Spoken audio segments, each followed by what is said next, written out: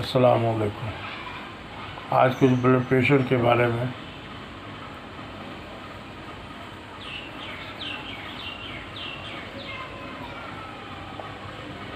जो मुआलिज लोग blood pressure में कमी या ज़्यादती को मर्ज़ समझते हैं, उनको भी ब्लड प्रेशर के 90% मरीज़ों में मर्ज़ का कोई ख़ास सबब नहीं मालूम हो पाता। हकीकत यह है कि ब्लड प्रेशर कोई मर्ज़ नहीं बल्कि एक ख़तरनाक अलामत है, जिसे अगर नज़रअंदाज किया गया तो बहुत से ख़तरनाक मर्ज़ों को दावत दे सकता है, जैसे दिमागी फालिज, ब्रेन स्ट्रोक, ब्रेन हेमरेज, आँखों की बीमारी, रेटिना डिटैचमेंट, गुर्दा फेल होना, हार्ट अटैक आना वगैरह। आमतौर पर ऐसा समझा जाता है कि उम्र बढ़ने के साथ खून की नालियों के अंदर कुछ चीज़ें जैसे कोलेस्ट्रॉल वगैरह जमा हो जाती हैं। इस कारण खून की नालियों के अंदरूनी गुलावट में कमी आ जाती है। हैवानी ज़राए से हासिल शुदा चिकनाई जैसे घी, मक्खन, चर्बी आराम तलब लोगों के खून की नालियों के अंदर जमकर उसको तंग और उसके लचीलापन को मुतासिर करती है। ऐसी हालत में प्रेशर में बढ़ोतरी होना नेचुरल है। दूसरी तरफ शुगर के मर्ज़ के साथ बढ़ती उम्र और इस तरह की दूसरी चीज़ें नालियों के इलास्टिसिटी को भी मुतासिर करती है।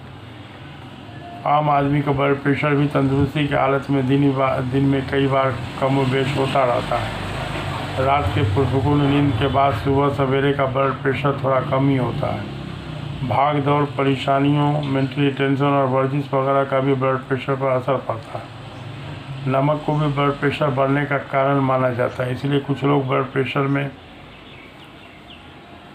लो बीपी में वालों को ज़्यादा नमक खाने की बात करते हैं, जबकि नमक का इस्तेमाल बिल्कुल बंद कर देने से हाई ब्लड प्रेशर वालों को भी प्रेशर में कमी के एहसास के साथ कमज़ोरी भी होने लगती है। न्यूयॉर्क के डॉक्टरों का कहना है कि जिन लोगों को ब्लड प्रेशर की तकलीफ़ नहीं, उन लोगों को कम नमक वाली ग़िज़ा दिल की बीमारी, कार्डियोवास्कुलर डिजीज़ पैदा कर सकती है, यानी उनके दिल के रगों को कहीं ज़्यादा नुकसान पहुंच सकता है। कुछ स्कॉलरों के मुताबिक कम नमक वाली डाइट से गुर्दा में रेनिन का लेवल बढ़ जाता है। ये एक ऐसा प्रोटीन है जो जिस्म में सोडियम का लेवल कम होने पर ब्लड प्रेशर को बढ़ा देता है। एक रिसर्च में पता चला कि रोज़ाना 2300 मिलीग्राम यानी 2.25 ग्राम से कुछ ज़्यादा से कम नमक का इस्तेमाल करने वालों को दिल की बीमारी से मरने का ख़तरा 37% ज़्यादा हो जाता है।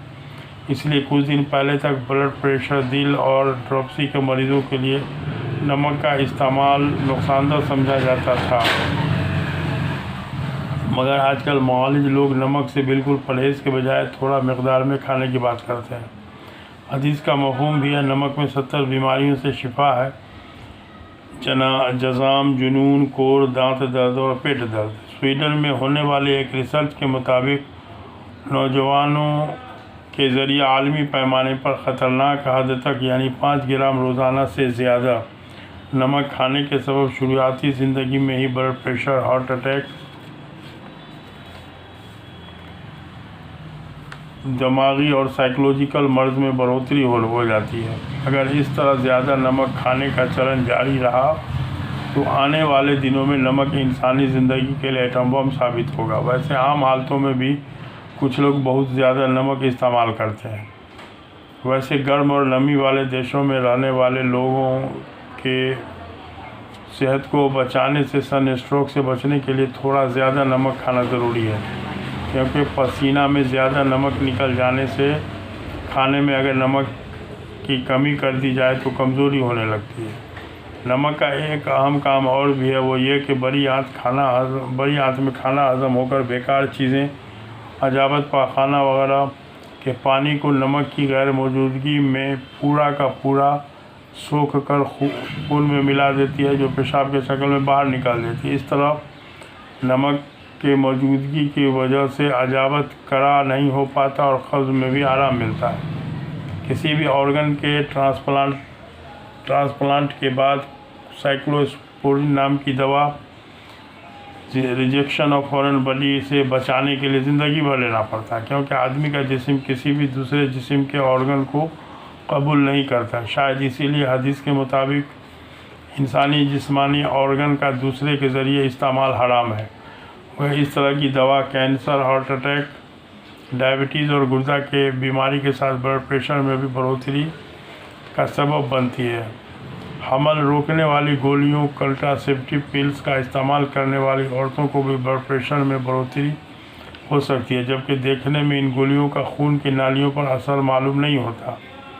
चिंता, परेशानी, दिमागी टेंशन खून में स्ट्रेस, दबाव वाले हार्मोन एड्रेनालिन की मकदार को बढ़ा देता है। इस तरह ब्लड प्रेशर बढ़ जाता है। दिल के सिकुड़ने वाले अज़ला हरकत के ज़रिए जब खून आर्टरीज में दाखिल होता है तो उसकी दीवारों को फैलाने के लिए एक तरह का प्रेशर डालता है, जिसको सिस्टोलिक प्रेशर कहते हैं, जो आम हालात में 120 मिलीमीटर पारा के प्रेशर के बराबर होता है। आर्टरीज के फैलाने के लिए एक वेव दिल से लेकर आखिरी नालियों तक सारे जिस्म में फैल जाती है। इसके बाद दिल के अज़लात कुछ वक्त के लिए आराम की हालत में चले जाते हैं। प्रेशर घटकर पारा के 80 मिलीमीटर पारा के करीब होता है, उसको डायस्टोलिक कहते हैं। प्रेशर को नापने के लिए जो मशीन बाज़ार में मिलती है वो अक्सर बेशतर ख़राब होती है, इसीलिए जिसको भी एक बार चाहे मशीन के गड़बड़ी से ही क्यों न हो प्रेशर बढ़ाने का शक हो जाता है, वो एक तरह के दिमागी स्ट्रेस में रहता है। कुछ लोगों को तो प्रेशर मशीन लगाने से ही प्रेशर बढ़ने का एहसास होने लगता है, मगर कुछ लोग प्रेशर नापने की मशीन ख़रीद कर घर में रखना ब्लड प्रेशर के इलाज का अहम हिस्सा समझने लगे। प्रेशर बढ़ने की कुछ निशानियां हैं, मगर ज़्यादातर पहली बार बगैर किसी कारण के नक्सीर फूटना यानी एपिस्टैक्सिस फूटने से पता चलता है। कुदरत ने नाक के अंदर एक सेफ्टी वॉल्व की तरह काम करने वाला एक बारीक आर्टरी दिया है, जो प्रेशर बहुत ज़्यादा बढ़ने से खुद ब खुद फटकर ब्रेन हैमरेज से बचाव का ज़रिया बनता है और खून निकलकर प्रेशर को भी वक्ती तौर पर मेंटेन कर लेता है और मरीज़ को होशियार भी कर देता है कि प्रेशर बहुत बढ़ गया था।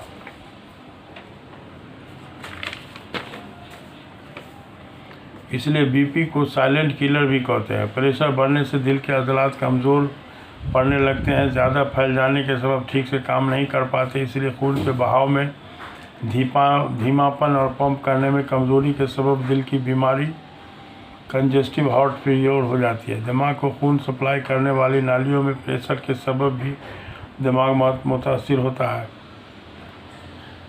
सर में भारीपन, चक्कर आना, फालिज का हमला भी हो सकता है। छोटी आर्टरी फटकर दिमाग में खून का बहाव ब्रेन हेमरेज हो जाता है, जो अक्सर जानलेवा भी साबित होता है।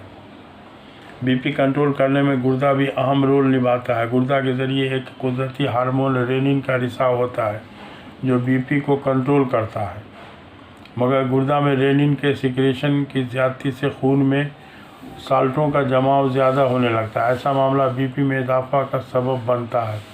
गुर्दा मुतासिर होकर पेशाब में अल्ब्यूमिन आने लगती है। धीरे धीरे गुर्दा भी फेल्योर यानी नाकारा हो जाता है। चूँकि गुर्दा खून की बहुत सी जहरीली गंदगी को पेशाब के ज़रिए बाहर निकालता रहता है, इसलिए फेल्योर होने की हालत में खून में बेकार चीज़ों का जमावड़ा ज़्यादा होने पर मौत का भी सबब हो सकता है।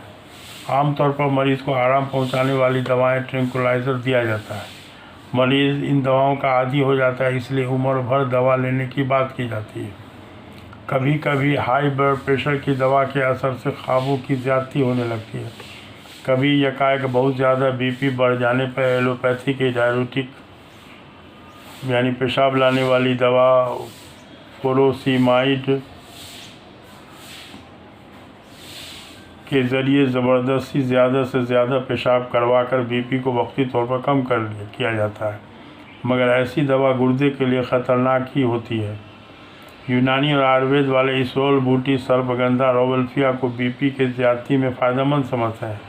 होम्योपैथी वाले इसी से बीपी की दवा भी बनाते हैं। ये जड़ी बूटी सीडेटिव और डाययूरेटिक भी है, उसको पागल की दवा भी कहा जाता है। चूँकि पागल को बिल्कुल नींद नहीं आती और इस रोल बूटी की ज़्यादा मकदार हाथी को भी नींद में सुला सकती है, इस बात को मैं एक बार फिर दोहरा दूँ कि दरअसल बीपी कोई मर्ज़ नहीं बल्कि बहुत सारे मर्ज़ों को मिला जुला कर एक ख़तरनाक अलामत है। इसके अहम सबब में कब्ज़ और दिमागी उलझन के साथ पुरसुकून नींद में साउंड स्लीप से महरूमी है। आजकल सुकून वाली नींद का मज़ा मुश्किल से 10% लोगों को ही मिल पाता है। चूँकि रात का खाना देर करके खाने का रिवाज होता जा रहा है, पुरसुकून नींद के लिए मरीज़ के लाइफ स्टाइल को सही करना बहुत ज़रूरी है।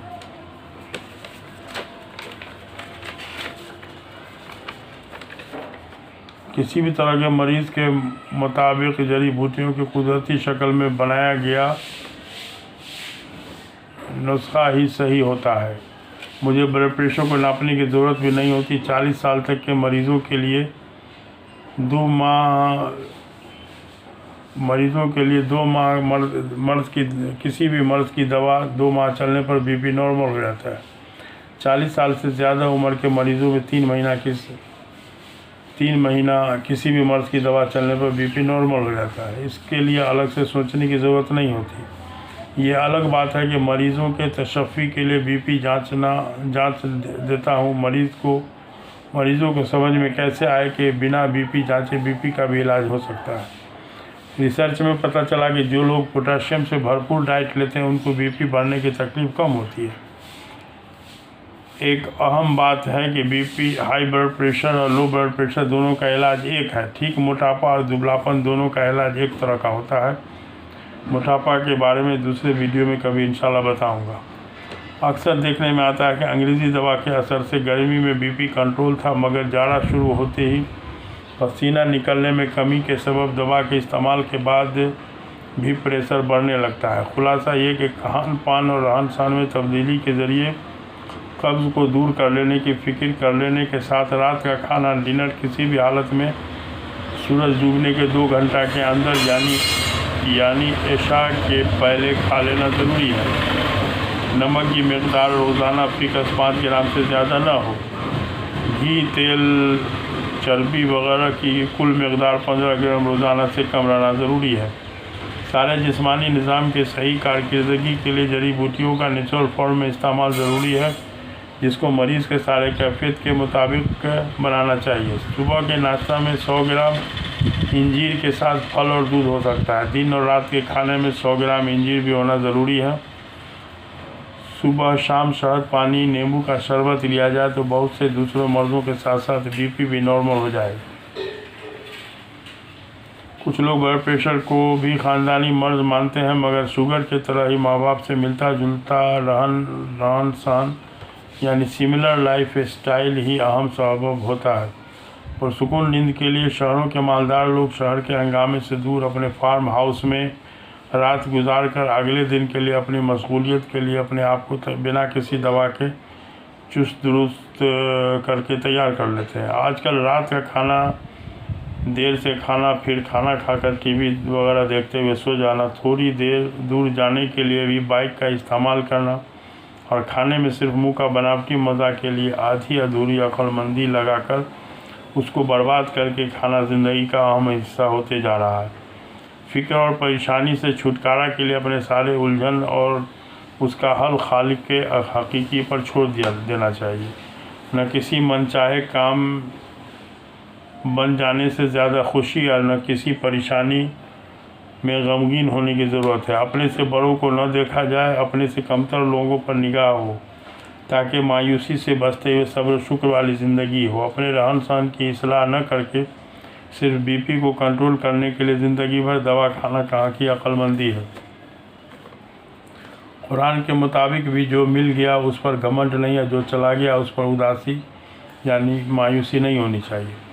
तलबीना दिल की तमाम परेशानियों का हल है। ये मरीज़ के दिल से गम को उतार देती है। मुहद्दिसीन के मुताबिक इंजीर खून के नालियों में रुकावट को दूर करती है। अदरक खून के नालियों में जमी हुई चर्बी कोलेस्ट्रॉल के लेयर को उतार देती है। हदीस का मफहूम है कि ए अली, खाना नमक से शुरू करना चाहिए और ख़त्म भी नमक के साथ करना चाहिए, क्योंकि नमक में 70 बीमारियों से शिफा रखी गई है, जैसे पागलपन, कोढ़, जज़ाम, पेट दर्द और दांत दर्द। ठीक।